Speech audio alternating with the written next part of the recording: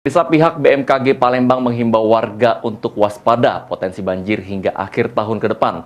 Bahkan 17 kabupaten kota di Sumsel, diantaranya kota Palembang, akan selalu berpotensi mengalami hujan dengan intensitas sedang hingga lebat yang dapat disertai petir dan angin kencang.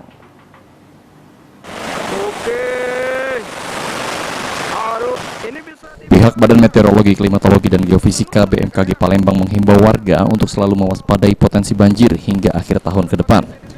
BMKG mencatat dari hasil perakiraan cuaca 17 kabupaten kota di Sumsel, diantaranya kota Palembang, akan selalu berpotensi mengalami hujan dengan intensitas sedang hingga lebat yang dapat disertai petir dan angin kencang.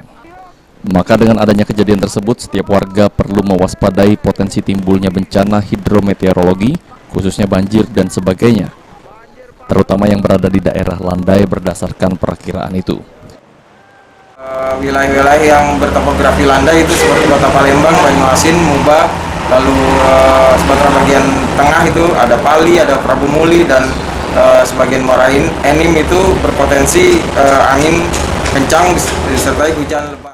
Adapun daerah yang berpotensi dengan tingkat waspada tinggi karena mengalami hujan intensitas lebat antara lain yakni Kabupaten Ogan Komering Ulu, Ogan Komering Ilir, Ogan Komering Ulu Selatan, Kabupaten Muara Enim, Lahat, Musirawas, Musi Banyuasin, Kabupaten Banyuasin, Empat Lawang, Pali, serta Kota Palembang dan Lubuk Linggau. Untuk itu masyarakat harus selalu berhati-hati jika beraktivitas di luar rumah, atau bila memang tidak mendesak akan lebih baik jika tidak beraktivitas di luar, termasuk mengamankan dokumen penting dan benda berharga lainnya. Okta Alfarisi, PAL TV.